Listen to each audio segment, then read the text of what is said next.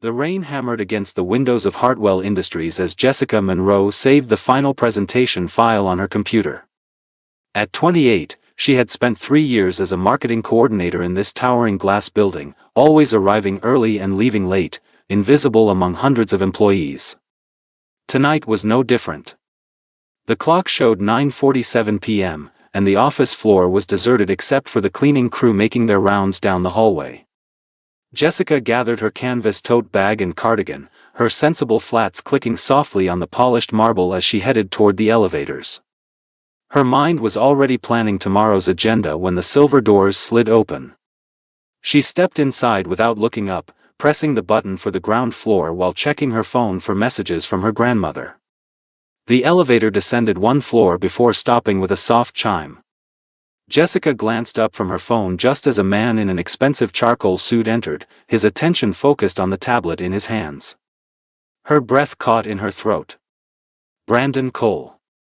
The CEO himself. She recognized him from company newsletters and the massive portrait in the lobby, though he looked different in person. More real. More human. His dark hair had a few strands of silver at the temples, and there were tired lines around his eyes that no professional photograph could capture. Jessica pressed herself against the far wall, hoping to remain unnoticed. She had never been this close to anyone from the executive floor. Her heart pounded as she counted the floors descending. 12. 11. 10. Then the lights flickered. The elevator jerked violently, throwing Jessica forward. She stumbled, catching herself against the handrail as the car groaned to a stop. The overhead lights dimmed to emergency mode, casting everything in an eerie yellow glow. Silence. Complete, suffocating silence. Jessica felt her chest tighten immediately. The walls seemed to press inward. Her breath came in short, rapid gasps. Not here. Not now. She had managed her claustrophobia for years, avoiding small spaces, taking stairs when possible, but this was different. This was her worst nightmare made real. Brandon looked up from his tablet, his professional demeanor shifting instantly to concern.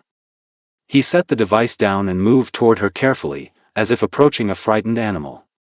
His voice was surprisingly gentle when he spoke. "Hey, it's okay. Look at me. Can you look at me?" Jessica tried to focus on his face, but her vision was blurring. The panic was a living thing inside her chest, clawing its way up her throat. She shook her head, unable to form words. Brandon removed his suit jacket and laid it on the floor, guiding her to sit with a hand on her elbow. He crouched in front of her, maintaining eye contact. His eyes were deep brown, she noticed through her panic, warm and steady. "My name is Brandon. What's yours?" Jessica, she managed between gasps. "Jessica. That's a beautiful name. Listen to my voice, Jessica. We're going to breathe together, okay? In for 4 counts." He demonstrated, his chest rising slowly. "Hold for 4. Out for 4. Can you try that with me?" She nodded, following his rhythm.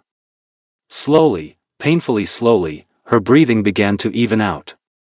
The crushing sensation in her chest eased enough for her to speak. "I'm sorry. I have claustrophobia. Since I was a kid. Got locked in a storage closet during a school fire drill." The words tumbled out, unfiltered by her usual careful reserve. Brandon sat down properly beside her, maintaining a respectful distance but close enough that she could feel his solid presence. "Don't apologize. Panic attacks are real. I used to have them myself, actually. During my divorce." Jessica looked at him in surprise. The great Brandon Cole, admitting weakness? It seemed impossible. But his expression was open, honest. "Let's talk," he suggested. "Tell me something about yourself. Anything. It helps to focus on something else." Jessica found herself talking, really talking, for the first time in months. She told him about growing up with her grandmother after her parents died in a car accident when she was 12. About working 2 jobs to put herself through community college. About her tiny apartment that barely fit a bed and a bookshelf, but had a window that caught the morning sun just right. About how she spent her weekends volunteering at the animal shelter because the dogs never judged anyone. Brandon listened with an intensity that was almost overwhelming. He asked questions that showed he was genuinely interested, not just making conversation.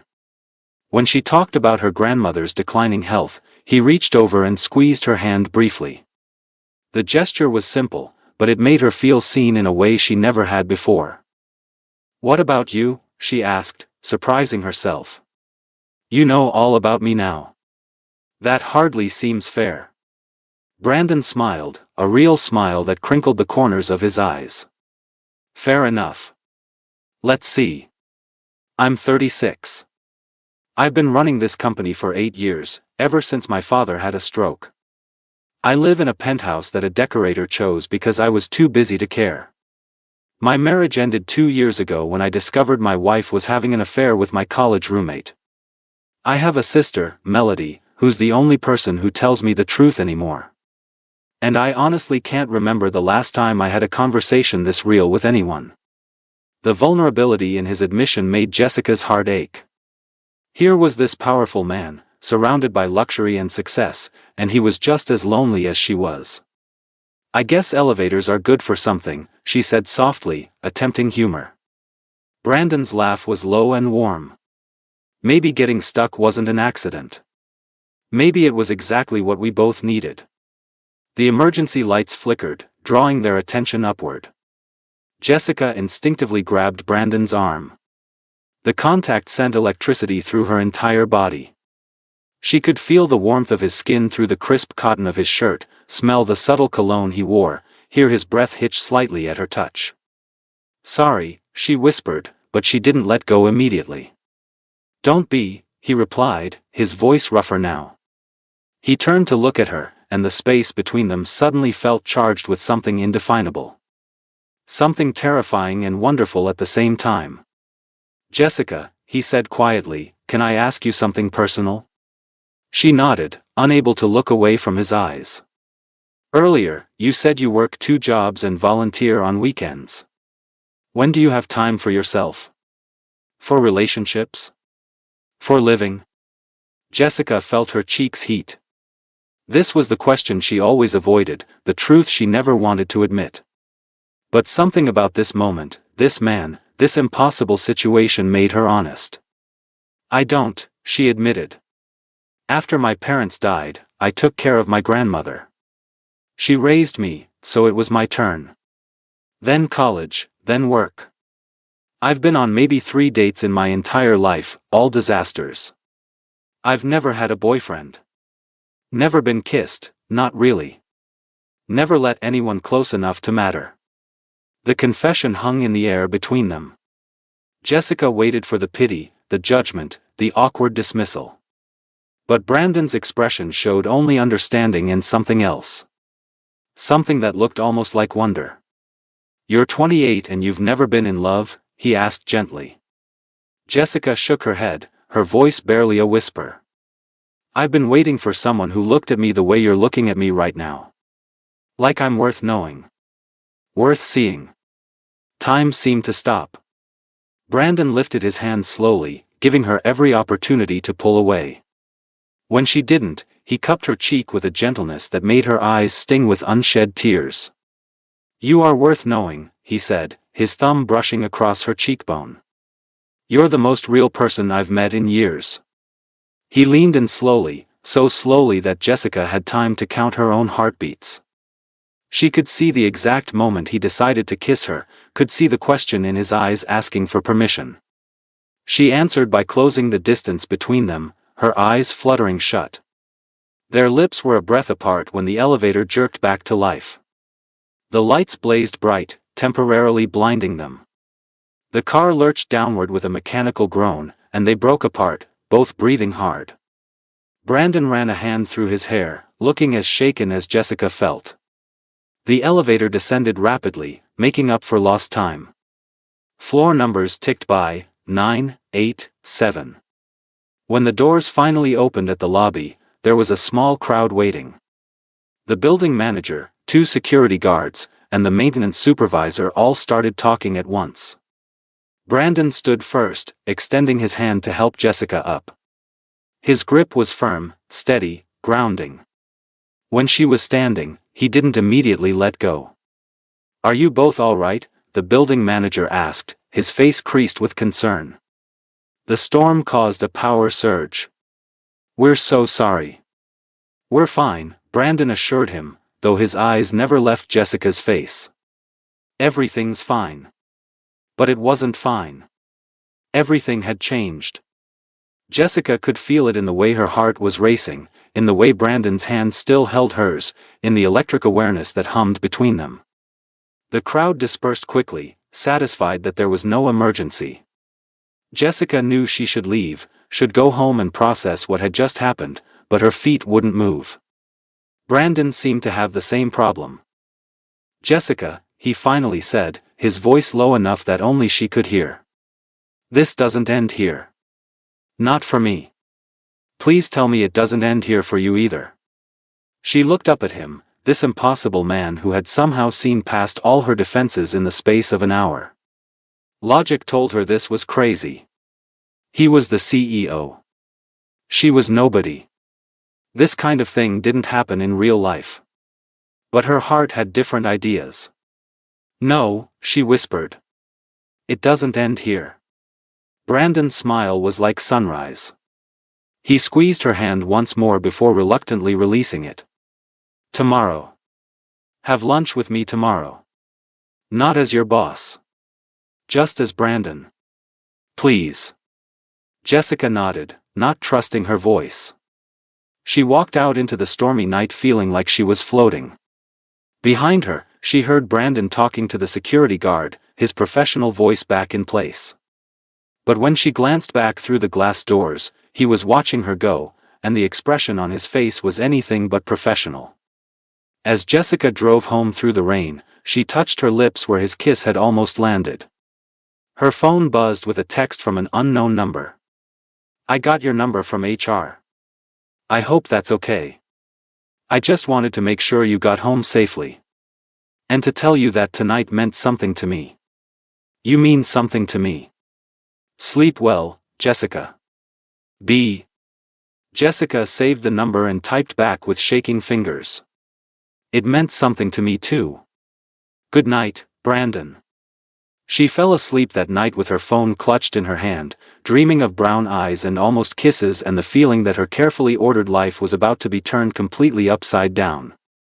And for the first time in her 28 years, Jessica couldn't wait to see what tomorrow would bring. Jessica arrived at work the next morning with butterflies rioting in her stomach. She had changed outfits 4 times before settling on a navy blue dress that was professional but prettier than her usual choices. Her coworker, Rachel, noticed immediately. "You look different," Rachel said, studying Jessica over her coffee mug. "Did something happen?"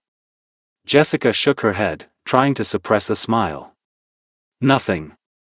Just felt like dressing up." But something had happened, and everyone would know about it soon enough. At 11:30 a.m., Jessica's desk phone rang. It was Brandon's assistant, a polished woman named Patricia. "Ms. Monroe, Mr. Cole asked me to inform you that he's waiting in the lobby to take you to lunch." Jessica's heart stopped. The lobby. Where everyone could see. She grabbed her purse with trembling hands and made her way to the elevator, acutely aware of the curious stares following her. When the elevator doors opened on the ground floor, Brandon was standing by the reception desk in a perfectly tailored navy suit, holding a single white rose. The lobby fell silent. Every employee, visitor, and security guard turned to watch as Brandon walked toward her, his smile warm and unmistakably personal. "Good morning, Jessica," he said, handing her the rose. "You look beautiful." "Brandon, everyone is staring," she whispered, her cheeks burning. "Let them," he replied simply, offering his arm.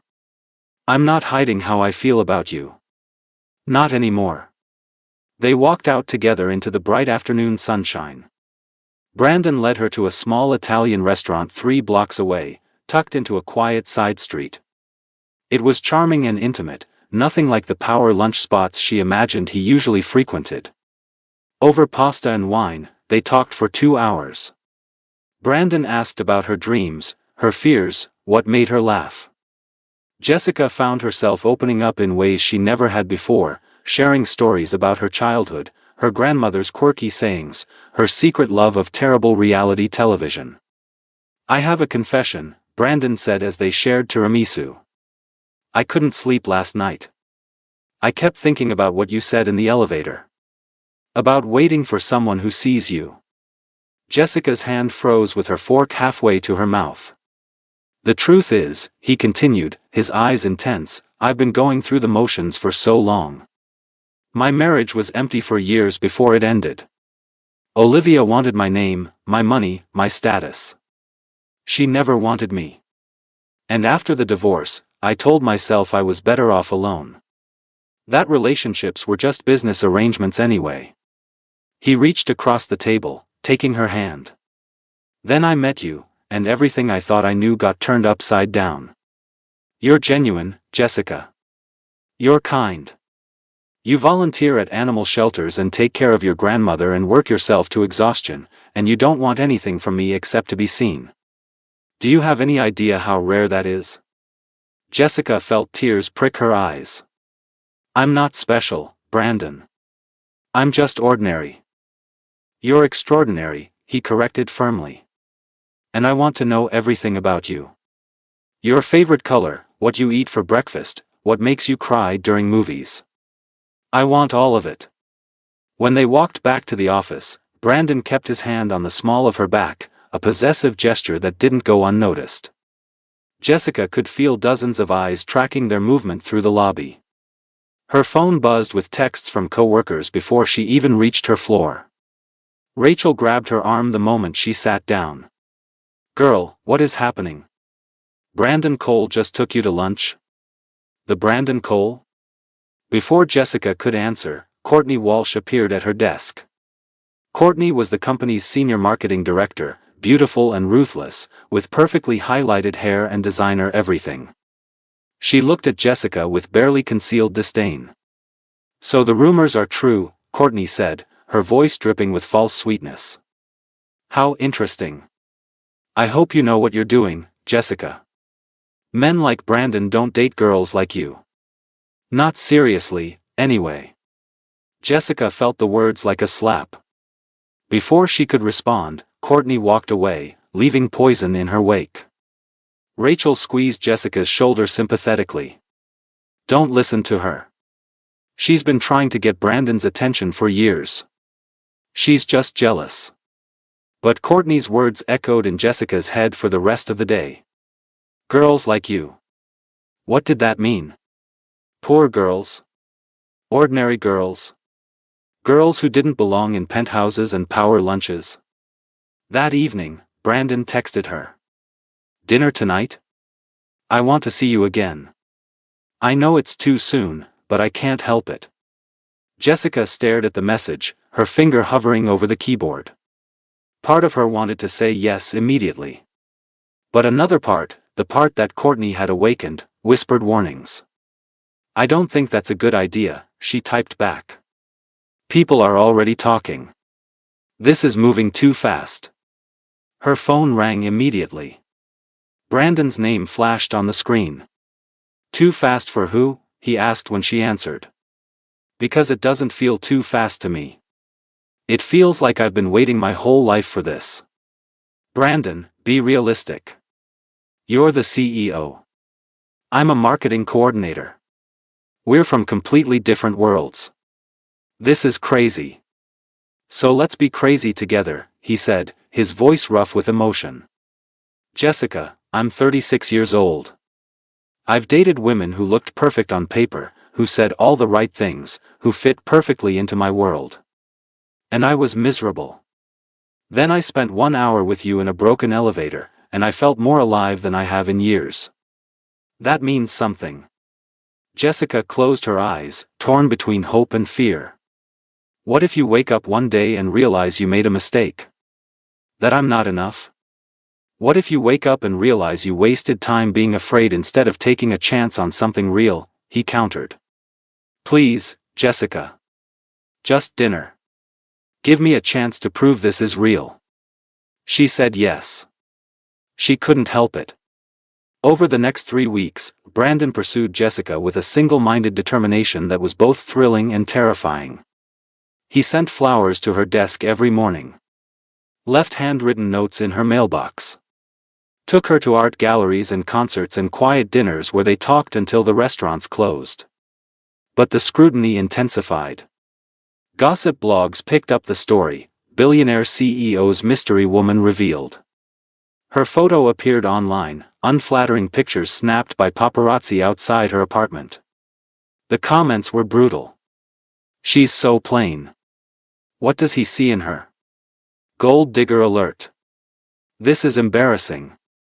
He could do so much better. Jessica stopped reading after the first day, but the damage was done.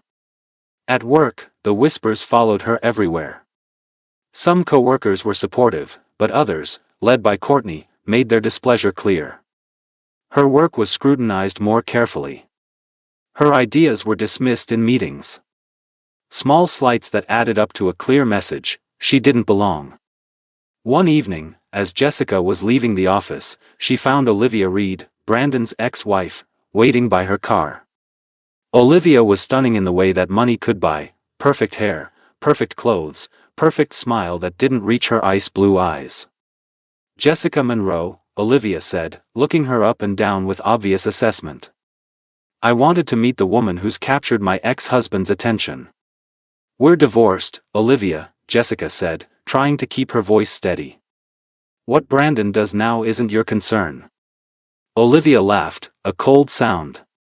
Oh, sweetheart. You really don't understand how this works, do you? Brandon and I have history. We moved in the same circles, came from the same world. We understood each other. What do you think is going to happen when he gets tired of playing this little fantasy with you? That's not what this is, Jessica protested, but her voice lacked conviction. Isn't it? Olivia stepped closer.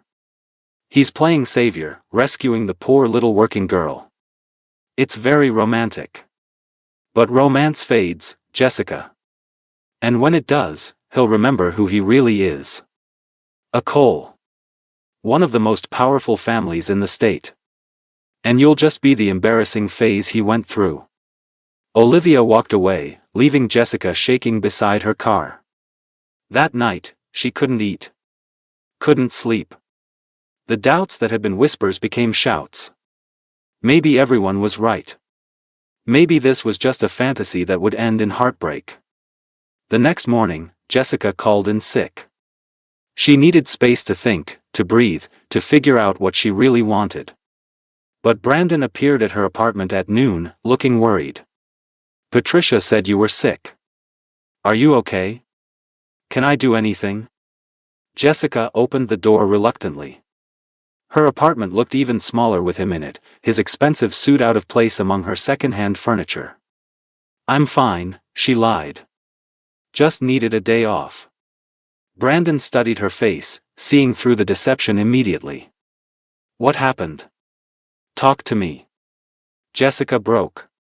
She told him about Olivia's visit, about Courtney's comments, about the online articles and the gossip and the constant feeling that she was drowning in a world where she didn't belong. I can't do this, she whispered, tears streaming down her face. Every day I feel like I'm on display, being judged and found wanting. Your world is suffocating me, Brandon. I can't breathe. Brandon pulled her into his arms, holding her tight. Then we'll leave my world behind. We'll build our own. You can't just walk away from who you are, Jessica said against his chest. Watch me, he replied fiercely. Jessica, you are more important than any company, any reputation, any of it. If my world is hurting you, then I don't want it. 2 days later, Brandon shocked everyone by announcing he was stepping down as CEO. He promoted his vice president, restructured his role to advisory consultant, and made it clear he was done living his life according to other people's expectations. "You're crazy," his sister Melody said when he told her the news. "You love that company." "I love Jessica more," Brandon replied simply. "And I'm tired of watching her suffer because of my last name." But Jessica wasn't there to hear it. She had made a decision of her own. She couldn't be the reason Brandon gave up everything he had worked for. So she did the only thing she thought would save him: she left. She wrote a letter, left it on his desk at work, and took a bus back to Willowbrook, the small town 3 hours away where she had grown up. Her grandmother welcomed her home with open arms and knowing eyes. "Running from love never works, sweetheart," Grandmother Rose said, settling into her rocking chair. "It always finds you." "I'm not running," Jessica insisted. "I'm setting him free. He deserves someone who fits his life, not someone who tears it apart." Rose shook her head sadly. "Love isn't about fitting into someone's life. It's about building a new life together." Back in the city, Brandon read Jessica's letter with shaking hands. "I love you too much to let you sacrifice everything for me. Go back to your life. Forget about the girl in the elevator. You deserve more. All my love, Jessica." He crumpled the paper, his jaw set with determination. Melody found him packing a bag that evening. "Where are you going?" "Willowbrook," he said. "If she thinks I'm giving up that easily, she doesn't know me at all." "Brandon, maybe she's right. Maybe this is too hard." He turned to his sister, his eyes blazing. "I spent 5 years in a marriage that was slowly killing my soul. I played the part everyone expected, smiled for the cameras, pretended everything was fine. Then I met Jessica, and for the first time in my life, I felt real. She makes me want to be better, do better, live better. I'm not losing that. I'm not losing her." Melody hugged her brother tight. "Then go get her. And don't come back without her." Brandon drove through the night, arriving in Willowbrook as the sun rose. The town was everything the city wasn't: quiet, simple, genuine. He found Jessica's grandmother's house easily. It was the only one with a white picket fence and roses blooming in every color. Rose answered the door, taking in his rumpled suit and desperate eyes with a single glance. "She's at the community center," Rose said. 3 blocks east. Yellow building. Can't miss it." Brandon found Jessica teaching an art class to a group of children. She was laughing, paint on her nose, completely in her element. She looked up and saw him standing in the doorway, and the paintbrush fell from her fingers.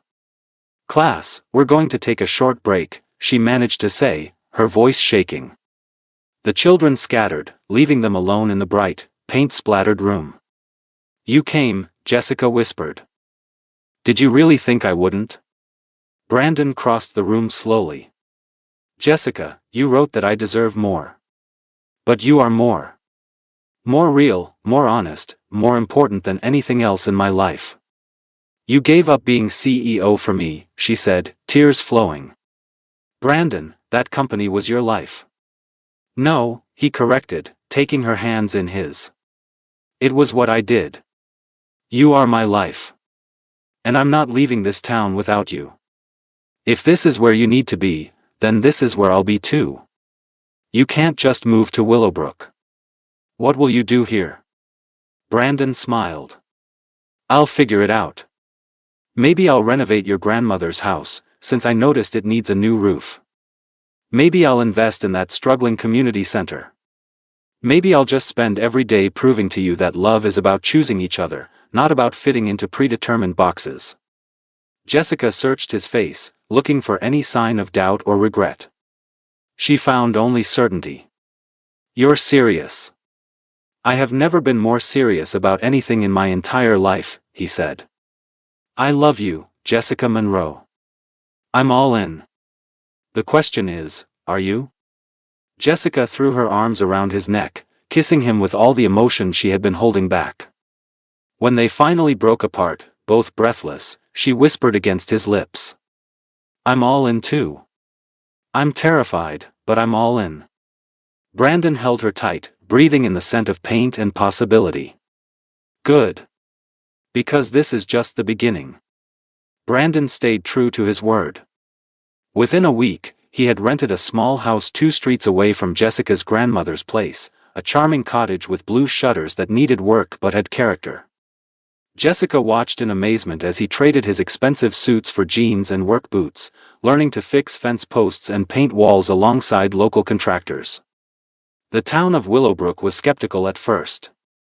A billionaire moving to their quiet community seemed like a publicity stunt. But Brandon won them over slowly, one conversation at a time. He had coffee at Millie's diner every morning, learning everyone's names. He helped old Mr. Patterson fix his truck. He showed up at town council meetings and actually listened.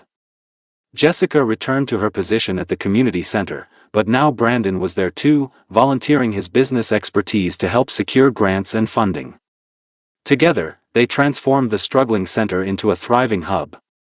They added after-school programs, art classes, a computer lab, and a small library. One evening, 2 months after Brandon's arrival, Jessica and her grandmother were sitting on the porch when Rose spoke up. "That man loves you something fierce, child. I see it in the way he looks at you, like you hung the moon and stars." Jessica smiled, watching Brandon across the street helping the neighbor kids build a treehouse. "I know, Grandma. Sometimes I still can't believe this is real." Rose reached over and patted her hand. "Your grandfather looked at me the same way, 52 years ago. Lasted until his final breath. That kind of love is rare, Jessica. Don't take it for granted." "I won't," Jessica promised.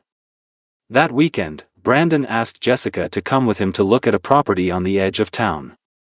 It was 10 acres of overgrown land with a rundown barn and a view of the mountains that took her breath away.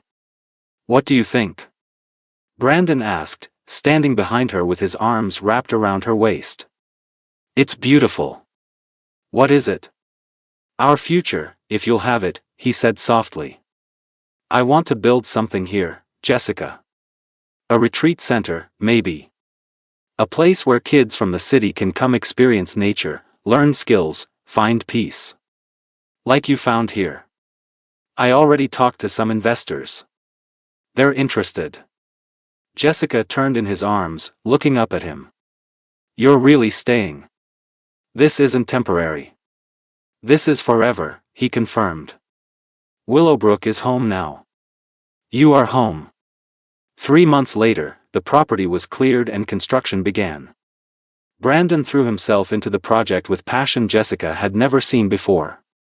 He was happier than she had ever known him to be, despite working harder physically than he ever had in a corporate office. One evening in late autumn, Brandon picked Jessica up for what he said was a surprise. He drove her to the construction site, but instead of the usual chaos of workers and machinery, the place was transformed. String lights hung between the trees. A table was set up near the barn with candles and flowers. Soft music played from somewhere. "Brandon, what is this?" Jessica gasped. He took her hand, leading her to the table. "This is me trying to be romantic. Melody helped with the setup, so if it's over the top, blame her." They ate dinner as the sun set, painting the sky in shades of orange and pink. Brandon was nervous, Jessica noticed, his usual confidence replaced with something more vulnerable. After dessert, he stood and pulled her to her feet. "Dance with me?" They swayed together under the stars, and Jessica had never felt more content. This was what happiness felt like, she realized. Not grand gestures or expensive gifts, but simple moments with the person who knew your heart. "Jessica," Brandon said, his voice thick with emotion. 5 months ago, I got stuck in an elevator with a woman who changed my entire life. She was kind and honest and scared, but she let me see her anyway. Every day since then, I've loved her more." He stepped back and dropped to one knee. Jessica's hands flew to her mouth as tears instantly filled her eyes. Brandon pulled out a ring, simple and elegant, with a single diamond that caught the starlight. "This was my grandmother's ring. She and my grandfather were married for 60 years, and she told me before she died to give this to the woman who makes me believe in forever. You make me believe, Jessica. You make me want to be the best version of myself. You make me want to build a life that matters, not just a fortune that impresses people." His voice cracked with emotion. "I love you more than I knew it was possible to love another person. Will you marry me? Will you let me spend the rest of my life proving that you choosing me was the best decision you ever made?" "Yes," Jessica sobbed, dropping to her knees to wrap her arms around him. "Yes, yes, 1,000 times yes." Brandon slid the ring onto her finger with shaking hands, then kissed her like a drowning man finding air. They held each other under the stars, both crying and laughing, overwhelmed by the magnitude of what they had found together. The wedding was planned for spring, 6 months away. Jessica wanted something simple and meaningful, and Brandon agreed wholeheartedly.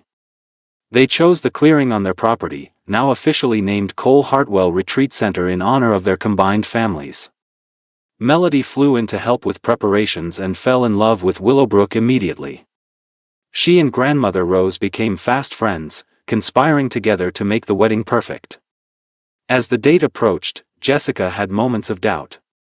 Late at night, she would lie awake wondering if this was all too good to be true, if she would wake up and find it had been a dream. Brandon always knew when the fear crept in. He would pull her close and whisper reassurances until she fell asleep. "I'm here. I'm real. This is forever." The wedding day arrived with perfect spring weather. The clearing was transformed into a garden paradise, with wildflowers and white ribbons everywhere.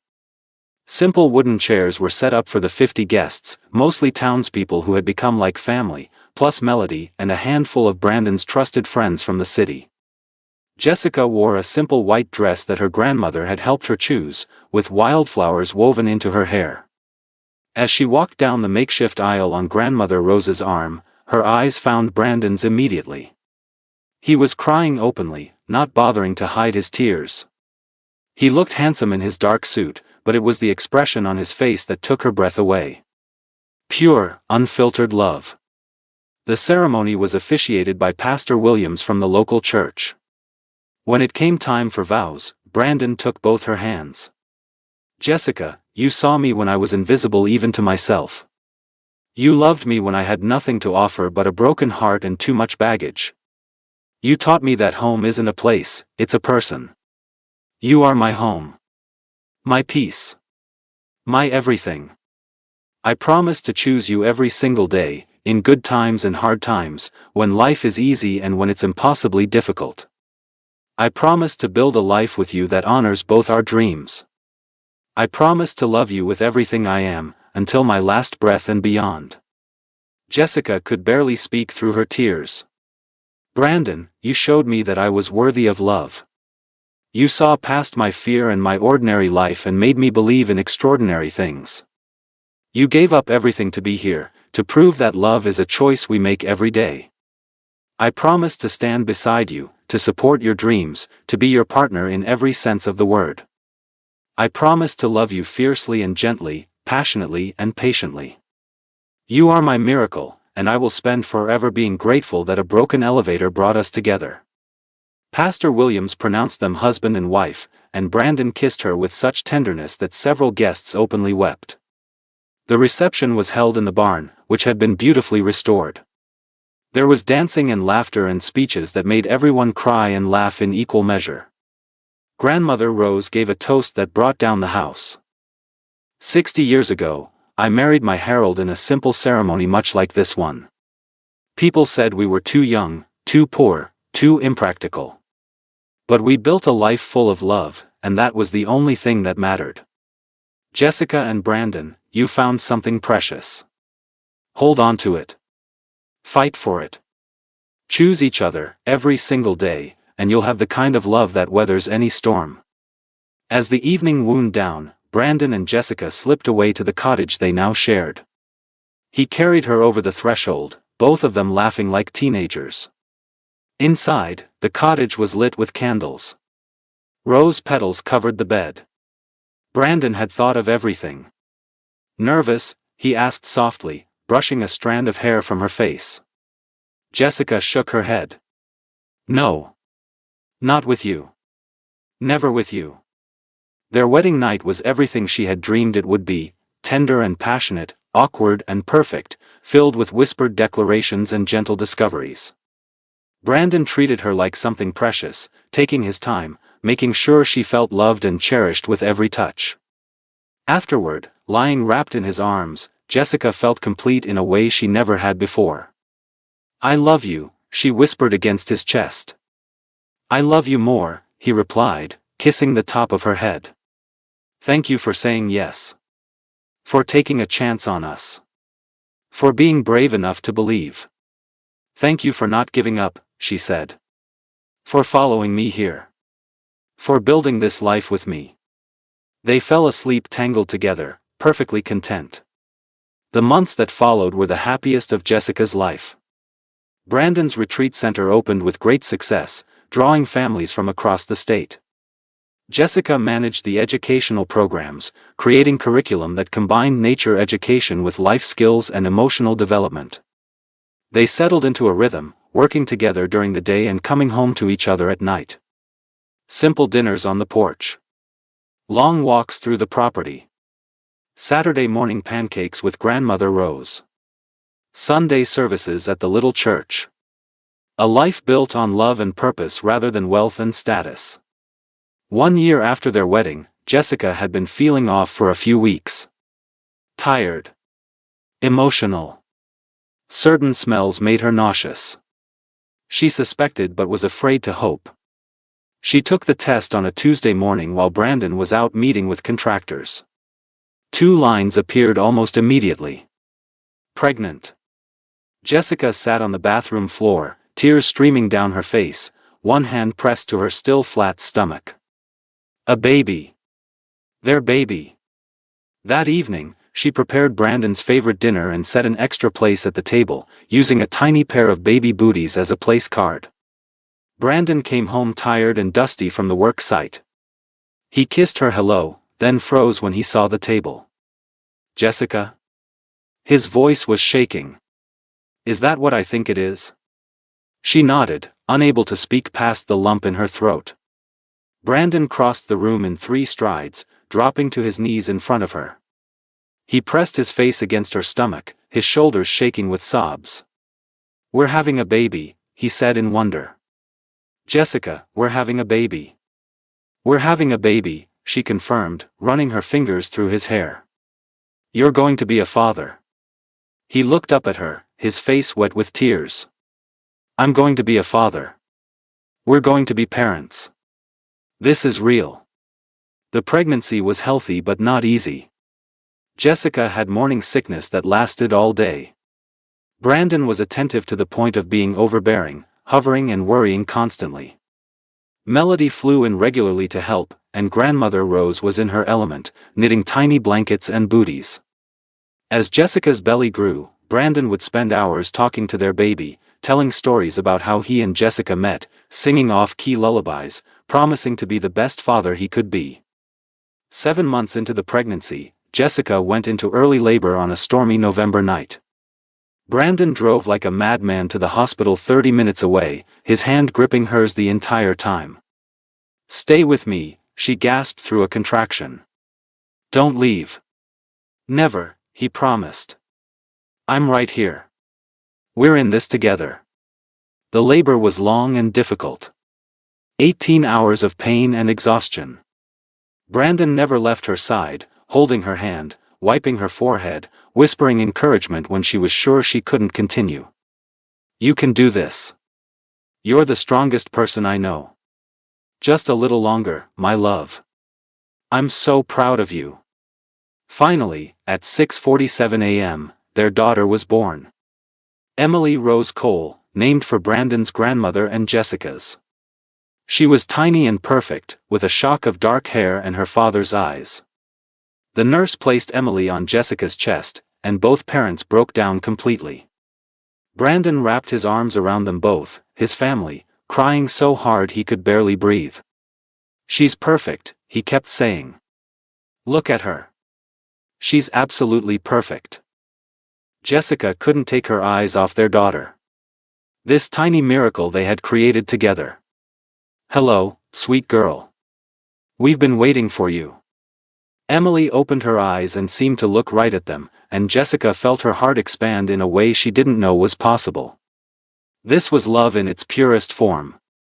The first few months were exhausting and wonderful. Late-night feedings and diaper changes. The wonder of watching Emily discover her hands.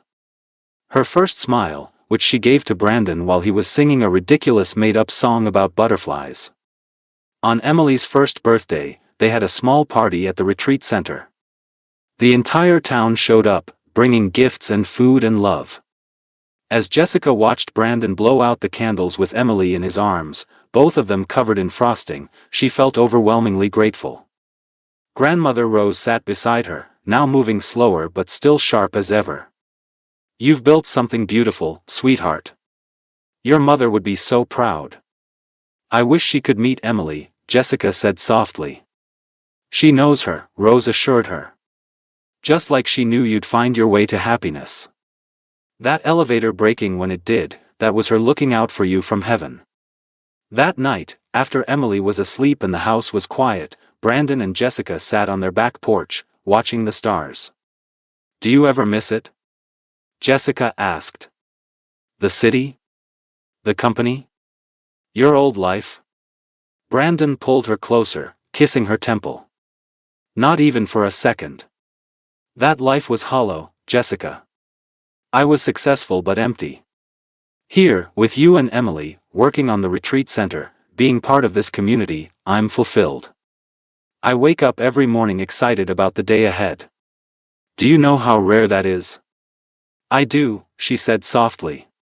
"Because I feel the same way. Besides," Brandon added with a grin, "I get to have elevator rides with my wife anytime I want, and they never malfunction anymore." Jessica laughed, swatting his arm. "You're never going to let that go, are you?"